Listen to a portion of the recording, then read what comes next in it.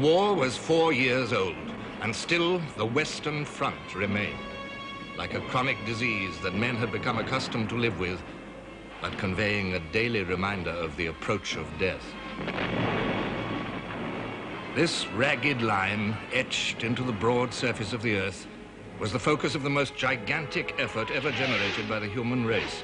More than 1,000 million people were staking their lives, their treasure, and their happiness to upset the equilibrium of power traced out by the Western Front.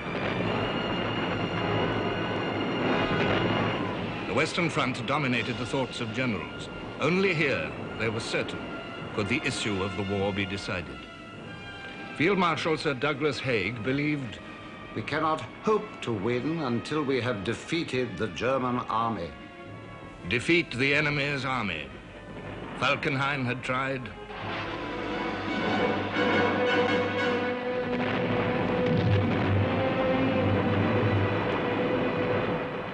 Joffre had tried.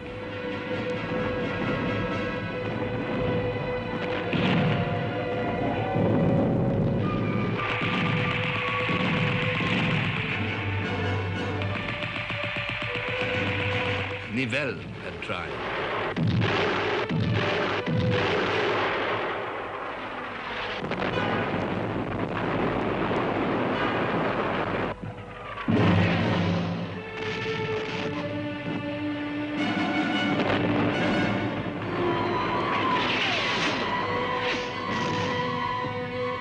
Haig had tried.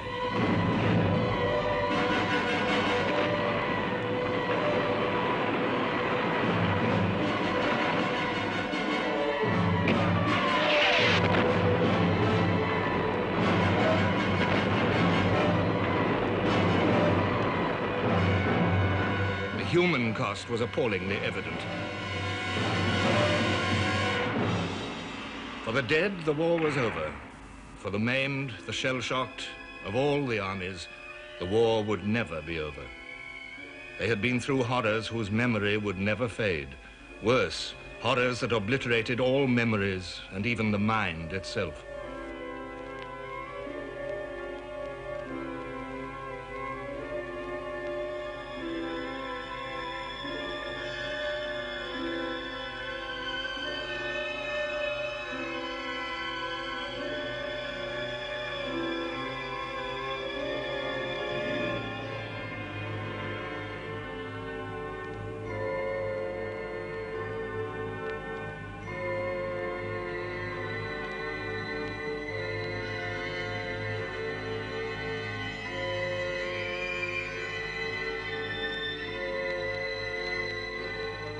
War had made soldiers into children. Children into soldiers.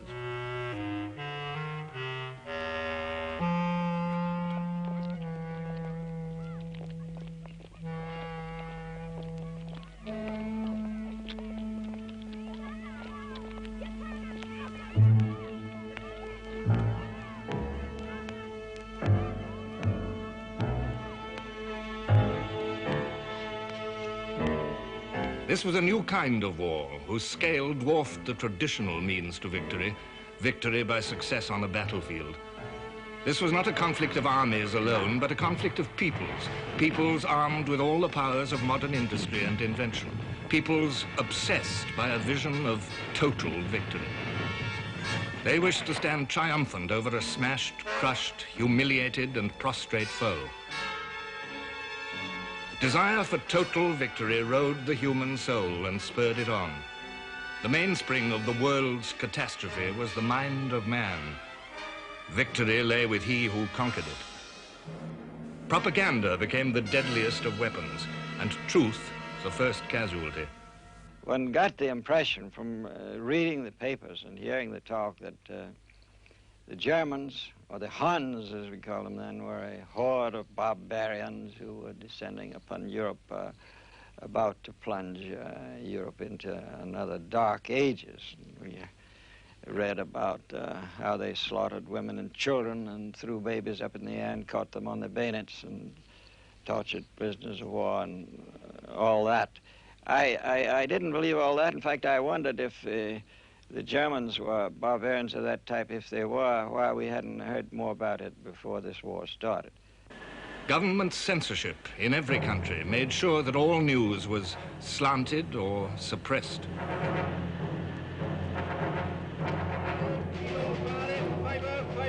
Standard, read all about it. You mean Standard, all the news. Paper, Standard, read all about it. Read the news. A British instruction laid down, no suggestion of offensive actions by the captains of merchant ships should be made. Statements in regard to the use of neutral flags by British merchantmen should not be published. The press are urgently requested to make no mention of the training or use of dogs as messengers with the armies in the field. Government propaganda machines disseminated mental poison by the newest inventions of the 20th century, the cinema film, wireless telegraphy, faked photography. The unchecked, unproven atrocity story was one means by which the hatred was nourished among the home populations. The world was told that the Germans made candle grease and other fats out of human bodies taken from the battlefield to a corpse factory. And such malicious inventions were widely believed.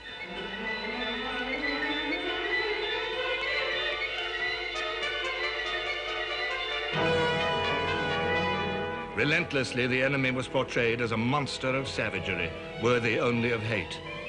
The message never varied: hate, total hate.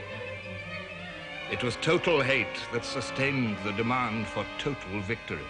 What is the war itself but the outcome only of British cunning, British lying, British hypocrisy and cant and treachery? No means can be too unholy to combat this hideous octopus, whose tentacles have too long encircled the peoples of the world. The Huns, vicious in victory, cowardly in defeat, deserve no more consideration than a mad dog or a venomous snake. And it is our duty to humanity to carry death and devastation into the heart of their country. We are out for war. Let it be war to the death.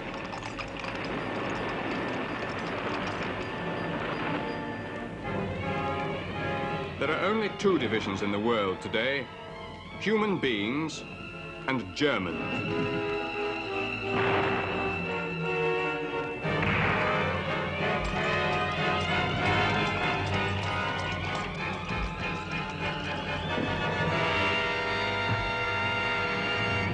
The conflict became, for both sides, a holy war to rescue civilization. I believe in the powers of right and the crusade of civilization. In France the eternal, in the purity of our cause and the stainless glory of our flag. Such a war is a heavy price to pay for our progress towards the realization of the Christianity of Christ.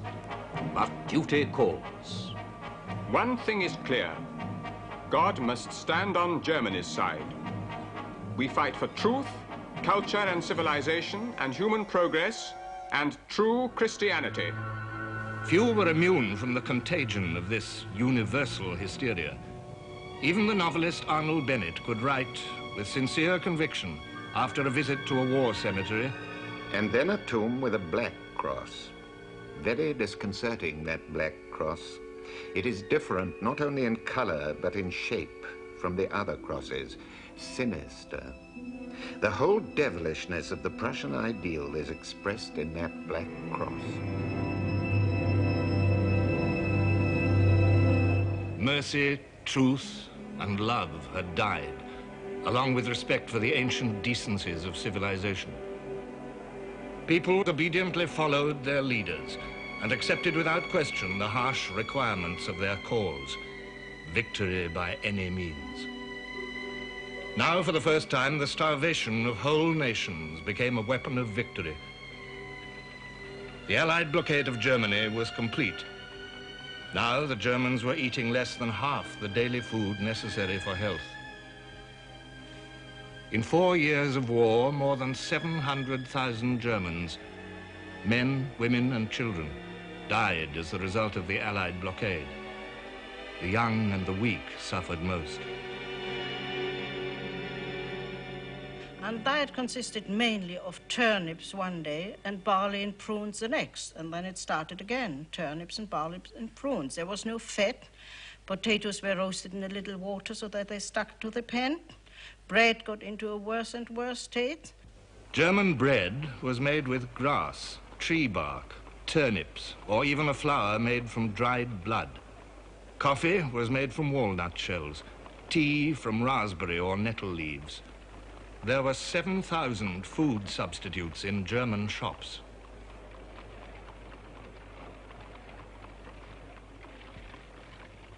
The food situation got worse and worse. We were always very, very hungry, especially the people who didn't get anything else.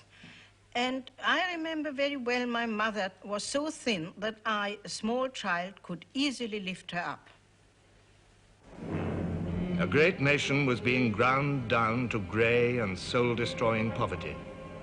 The German soldier on the Western Front was being struck at through the sufferings of his wife and children. In a forlorn attempt to break the ring of warships that was starving her industries, Germany designed and built the first submarine merchant ship in the world, the unarmed Deutschland. Before America's entry into the war, the Deutschland made 2 successful voyages to American ports. Her captain and crew were fated for the novelty and daring of their enterprise.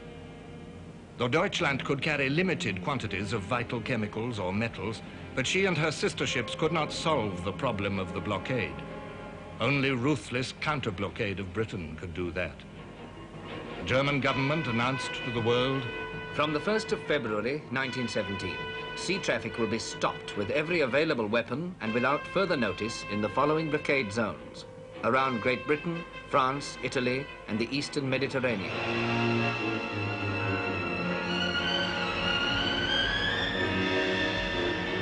Henceforth, any ship, even neutrals, in these waters would be sunk at sight by German submarines.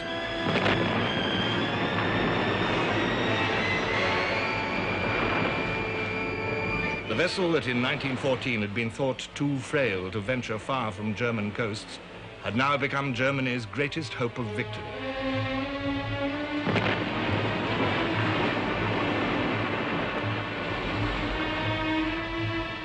The great battle fleets of Britain and Germany were impotent onlookers in this unforeseen struggle at sea.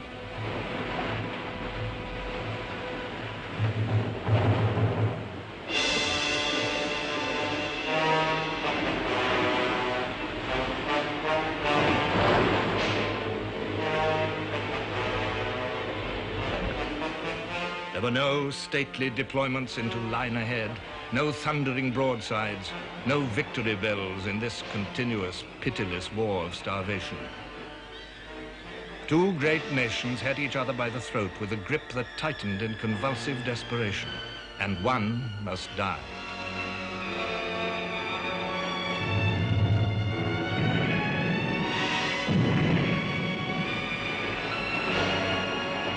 January 1917, 150,000 tons of British shipping lost. February, 300,000 tons. March, 350,000 tons. April, nearly 550,000 tons.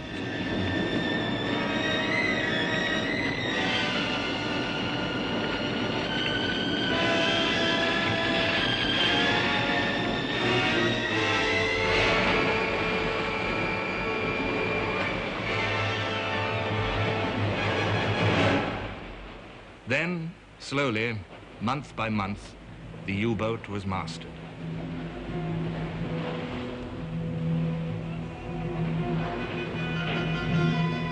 Convoys, counterattacks by convoy escorts and by merchant ships now armed with guns, new hydrophone listening gear, depth charges, each step made the British counterattack more deadly.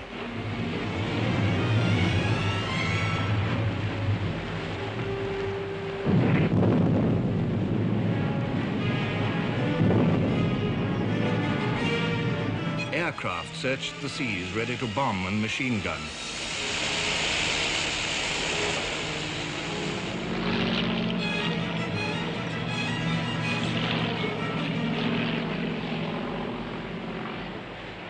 Even apparently helpless victims were used to tempt U-boats to destruction. These were the famous Q ships.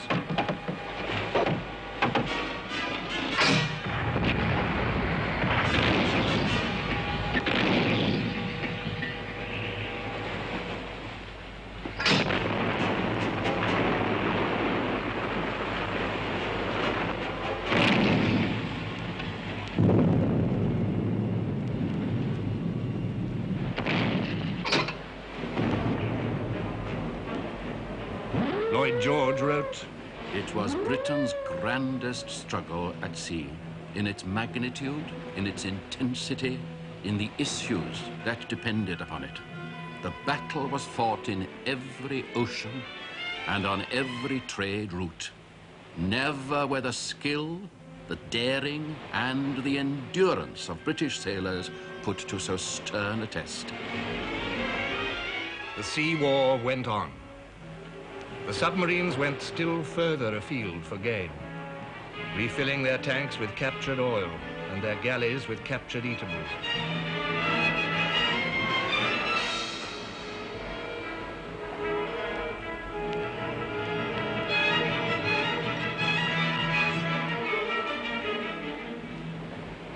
British survival still depended on the courage of her merchant seamen. I have heard of one man who has been in no less than 7 vessels that have been torpedoed. A large number of men last winter experienced days of agony and suffering in open boats. Many of them have had to have their limbs amputated.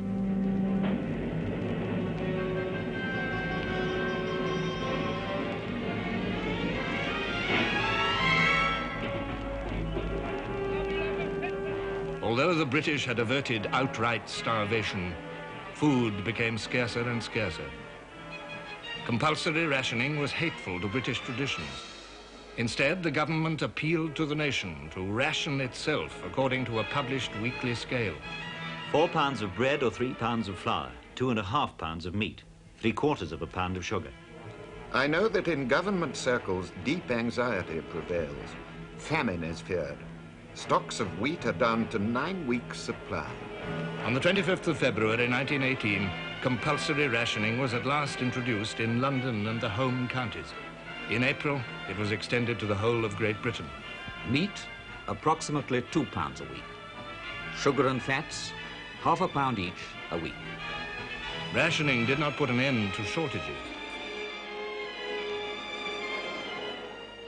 I remember going into a shop after not having milk for several days, and they said, if you can produce a baby, you can have some milk. That was out. I went into a butcher's shop to get some meat because we were just beginning to be rationed. And I said, that looks like cat. He said, it is. The fight against food shortages fell upon a nation short of fertilizers, animal feeding stuffs, and above all, labor. In 1917, the women's farm labor force, over 230,000 of them by 1918, put on their uniforms. And the fight for higher food production was carried into the fields by a new army, the Women's Land Army. The Lilac Sunbonnet Brigade, as they were called, overcame the skepticism with which they were greeted by the farmers and formed a vital replacement to farm workers, drafted by the inexorable demands of war to the front.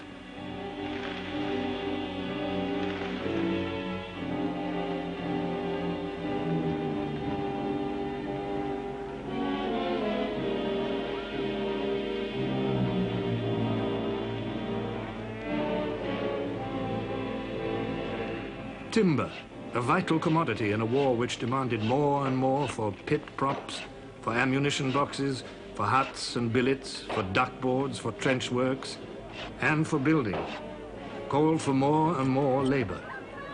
Again, women came to help and invaded a man's world with energy and with unexpected skill. Nations came to accept the breaking down of traditions and firm beliefs, intrusions upon old ways, personal liberties.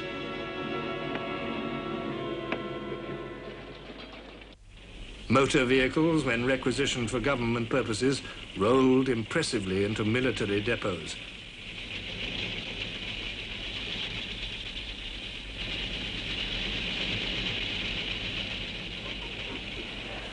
Compulsory rationing, requisition, national control of industry and shipping and railways, conscription, women in work normally done by men, national scientific research, now even Britain, with her traditional dislike of large-scale organization and state direction, had yielded to the shrill imperatives of total war.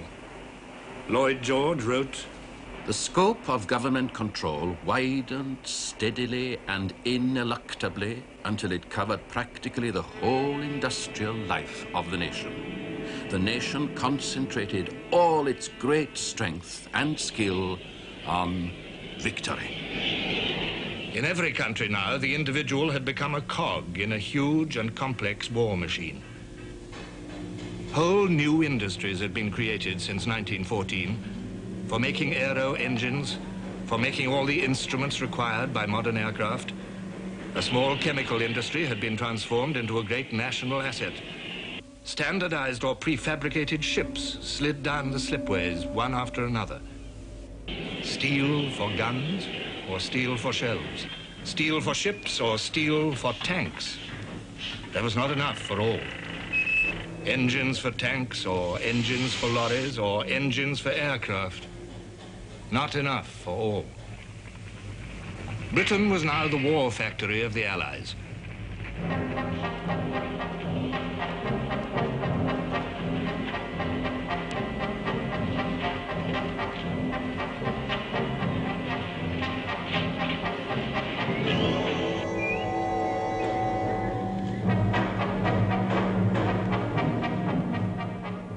In France, the bloody losses of 4 years had drained the land of fit men. Her farms needed labor as much as her factories. France was working and striving for victory to the limits of her strength.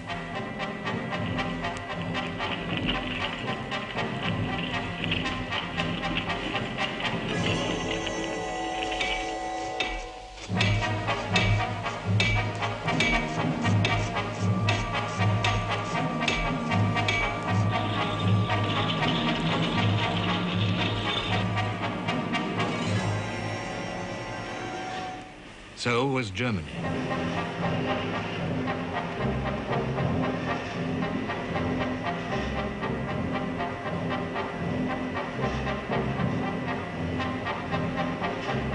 Endlessly, the trains rolled away from her factories loaded with war material.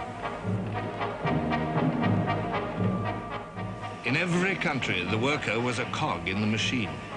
Yet often he was better looked after as a cog than he'd been in peacetime as a private citizen. This was one of the strangest ironies of total war. Factory canteens became commonplace instead of showpieces of a few progressive firms. National kitchens or restaurants were set up in industrial areas.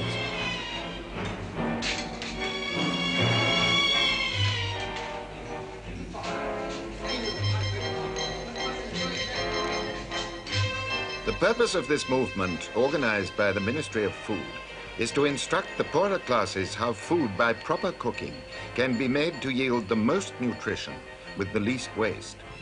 The food is distributed to the poorer residents, women, girls and boys, who come in large numbers with bowls, dishes and plates. Better working conditions, medical centers, special housing for workers, high wages. These also were the fruits of total war. Lloyd George told an audience, "It is a strange irony, but no small compensation, that the making of weapons of destruction should afford the occasion to humanize industry. Yet, such is the case. Old prejudices have vanished, new ideas are abroad. This opportunity must not be allowed to slip." It could not be allowed to slip. Victory depended on industry. The enemy knew this too. His Majesty the Kaiser has expressed great hopes that the air war against England will be carried out with the greatest energy. His Majesty has designated as attack targets war material of every kind, barracks, and also oil and petroleum tanks, and the London docks. The scientist and the engineer had created a new dimension in warfare, the air. The demands of total war changed the marvelous toy of 1914 into an instrument to carry death and terror to the enemy's unarmed civilians and destruction to his war factories.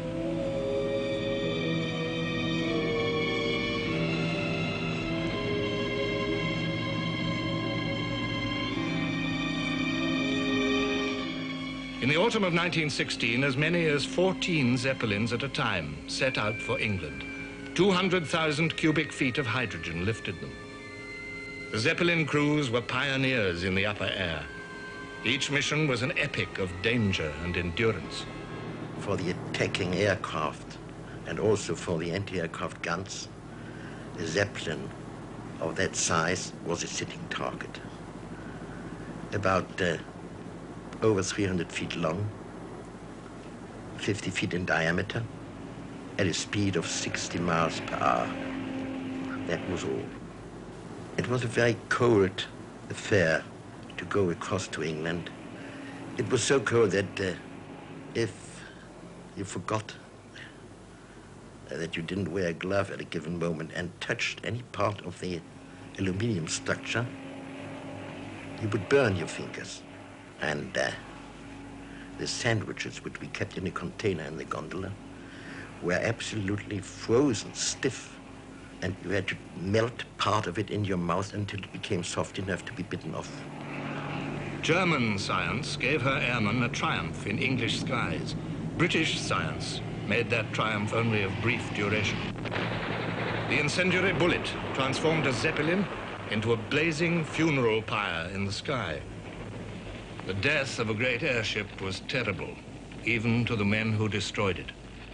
I approached it from the stern, about 300 feet below it, and fired 4 drums of explosive ammunition into its stern, which immediately started to light.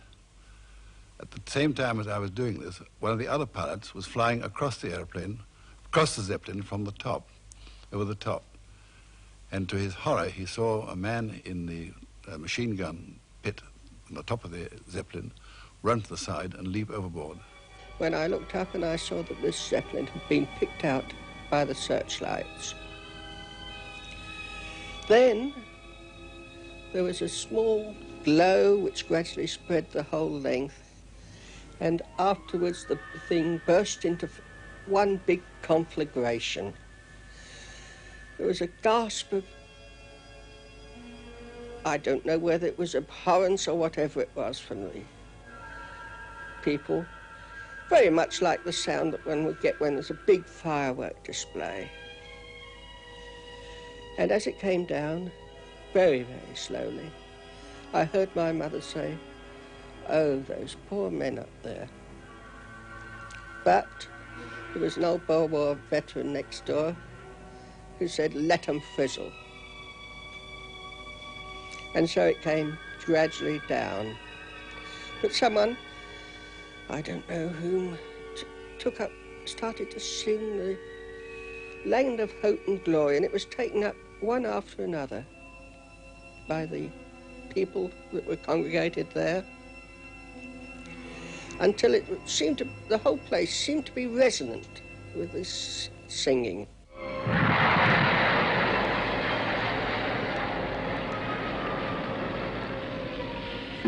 However terrible his death, there was no pity now for the enemy.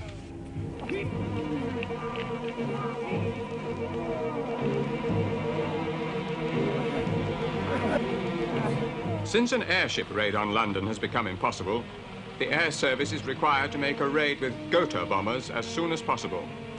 On June the 13th, 1917, 14 Gothas took off on the first daylight bomber raid on London. Twin-engined aeroplanes, each carrying 1 ton of bombs. Out of science and total war, strategic bombing had been born. Wherever an aircraft could fly was now part of the battlefield. Great cities resounded to the roar of the barrage. Each raid left its tragic human litter. 162 dead and 432 injured in London in June, 54 killed in August. The British public was moved to deep anger. Anger at a new and terrifying ordeal. Anger at the feebleness of London's defences.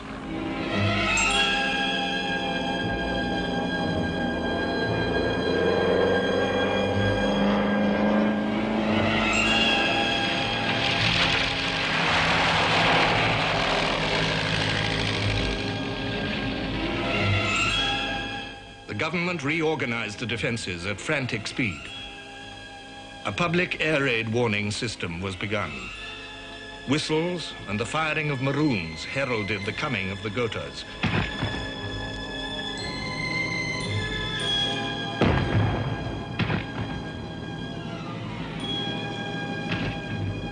Bugles sounded the all clear. In the autumn of 1917, the Gothas flew by night. The terrifying noise of air raids frayed the nerve of a population born and bred in the safe tranquility of the Victorian and Edwardian age.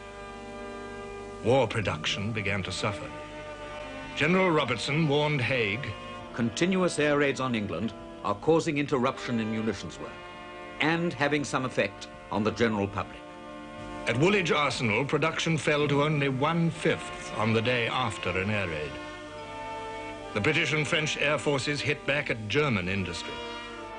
As Allied bombers ranged over the industrial towns of the Rhineland, the German people proved no more steady under bombardment than the British.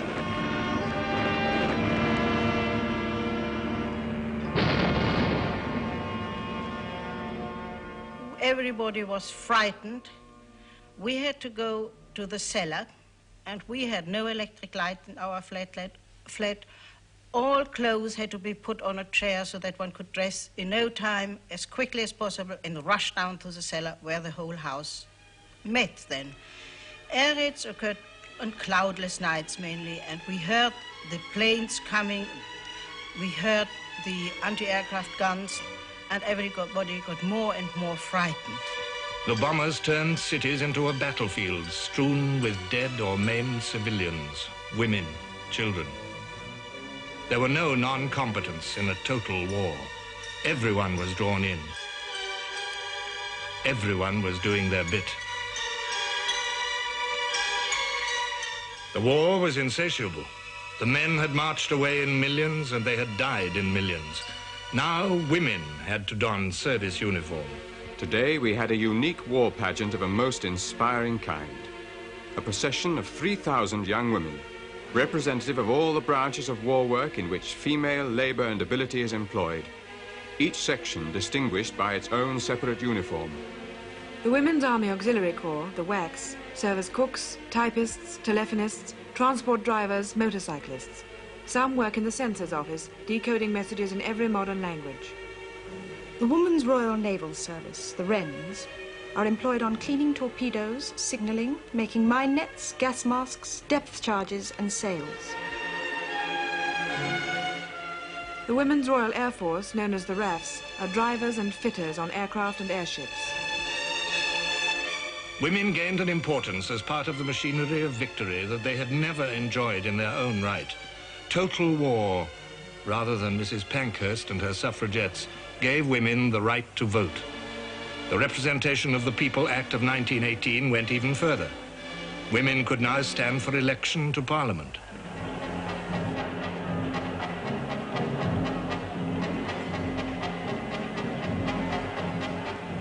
Everywhere, the most ancient of privileges and prejudices were swept away by the ruthless insistence of the struggle for victory. The needs of war, so simple in 1914, so demanding by 1918, had been met by the scientist and the engineer.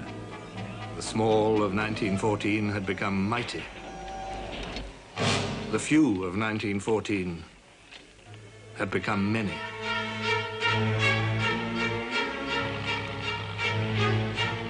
The novelties of early days had become vital weapons of war. Modern war changed continuously.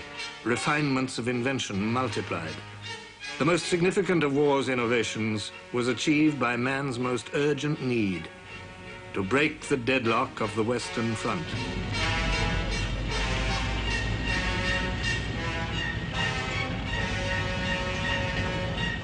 The glowing hatred of the nations put no bounds to the ingenuity and horror of their inventions. Gas that choked was not good enough. In the summer of 1917, a new gas appeared. It had a faint smell of garlic, some said, or of mustard. It was an oily liquid which evaporated very slowly. And because it had such a faint smell, the troops tended to take no notice of it. And when they did feel their eyes smarting, they were too late. It was a dreadful substance. If they got it on the soles of their boots, it would go through and burn their feet. If they went with some on their boots into a dugout and slept there, they would gas everyone in the dugout. One man could go in with some on his boots into a hut and gas everyone in the hut. What total war demanded, the scientists and engineers diligently provided. Paris, 7:20 in the morning, the 23rd of March, 1918. An explosion, and another, at intervals of 15 minutes. Yet no German aircraft was over the capital, and the nearest German lines were 75 miles away. A new fear came to a great city. What had caused these explosions? Rumors, speculations seethed through the streets of Paris. Then the French authorities announced, "The enemy has fired on Paris with a long-range gun. There are about a dozen dead and about 15 wounded." A gun with a range of 75 miles. Allied experts believed it beyond the scope of technology, but Germany had made it. She had made 3. Each gun weighed 154 tons. It rested on a 26-ton cradle on a railway wagon of 210 tons. The most colossal gun ever made.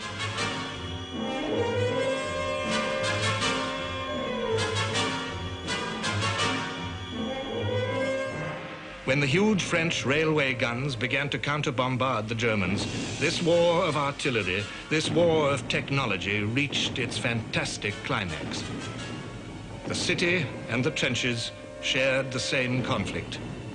Man cringed beneath the weight of the horrors he had created to gain him victory. Yet victory belonged to no one. The horrors to everyone.